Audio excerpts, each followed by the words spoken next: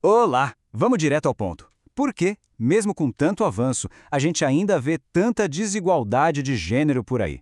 Hoje, nós vamos investigar uma teoria que talvez explique muita coisa. Uma teoria que fala de um contrato oculto bem no centro da nossa sociedade. Uma resposta que pode estar escondida bem debaixo do nosso nariz. Para começar, vamos olhar para os números, e eles são bem reveladores.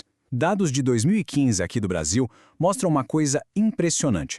Se a gente juntar o trabalho pago e as tarefas de casa, a jornada semanal das mulheres era, em média, 7 horas e meia mais longa que a dos homens.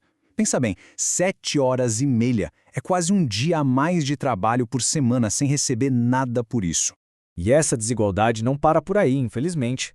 Ela vai para uma área ainda mais grave: a segurança. Uma pesquisa de 2016 apontou que 29% das mulheres brasileiras já tinham sofrido algum tipo de violência. E o mais chocante, para 43% delas, a agressão mais séria aconteceu justamente no lugar que deveria ser o mais seguro de todos: dentro de casa.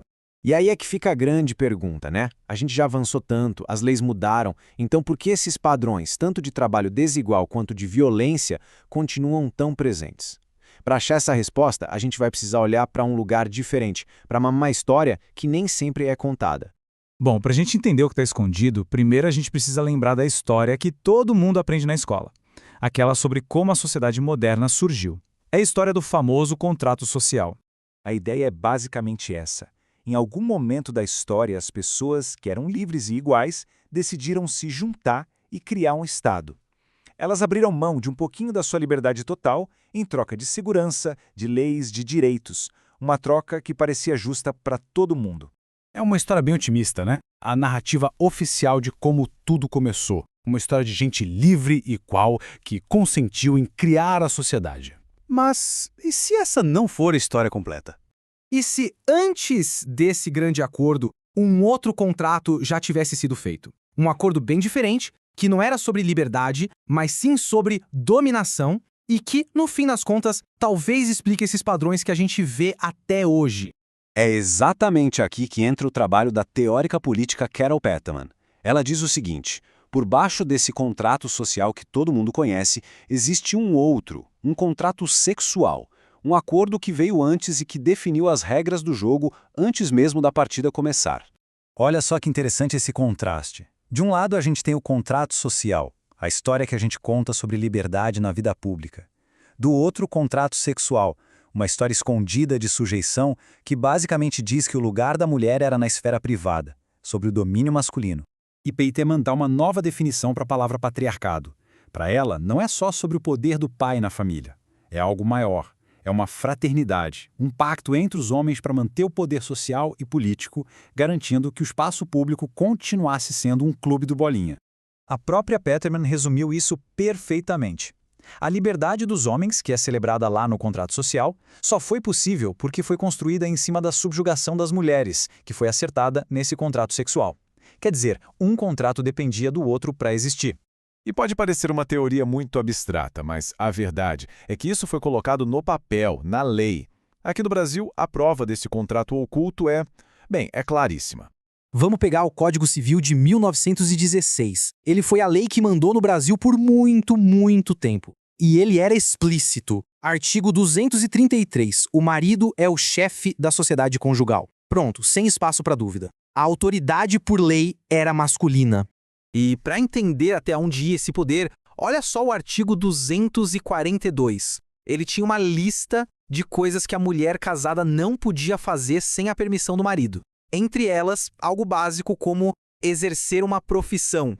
Na prática, a lei dizia que a mulher não era uma cidadã completa e autônoma. Agora, a pergunta: por quanto tempo isso valeu? Esse código, ele ficou em vigor de 1916 até 2002. 86 anos, pensa nisso. Foram praticamente 3 gerações de pessoas vivendo sobre uma lei que oficializava o contrato sexual. Ok, as leis mudaram, claro. Mas a grande questão é, o que acontece quando a gente tira a lei, mas toda a base cultural que ela construiu por quase um século continua lá? É aqui que a gente conecta tudo com aqueles números do começo. O legado desse contrato funciona em 3 passos que estão ligados Primeiro, ele cravou a ideia de que o lugar natural da mulher é o espaço privado, a casa. Segundo, ele transformou a violência dentro de casa num assunto de família. E terceiro, ele negou às mulheres o status de pessoa completa na vida pública. Sua familiar? Pois é exatamente o retrato daqueles dados que a gente viu. Mudar uma lei não é como apertar um botão que apaga tudo. As normas sociais, as expectativas, os preconceitos que essa lei ajudou a criar, eles continuam. Sabe aquela ideia de que trabalho de casa é coisa de mulher? Ou o ditado, em briga de marido e mulher ninguém mete a colher? Tudo isso são ecos diretos desse contrato oculto. Mas olha, essa história não precisa terminar assim. O que a gente vê hoje é justamente uma luta para desafiar e, quem sabe, reescrever as regras desse contrato que nunca foi assinado. Cada um desses movimentos de hoje é, na verdade, uma briga direta com os pilares daquele contrato sexual. A Lei Maria da Penha, por exemplo, o que ela faz? Ela derruba o muro entre o público e o privado. Ela diz que violência doméstica é sim um problema do Estado. A luta por salário igual, ela desafia a ideia de que a mulher é só uma trabalhadora secundária. São todas tentativas de rasgar esse acordo antigo.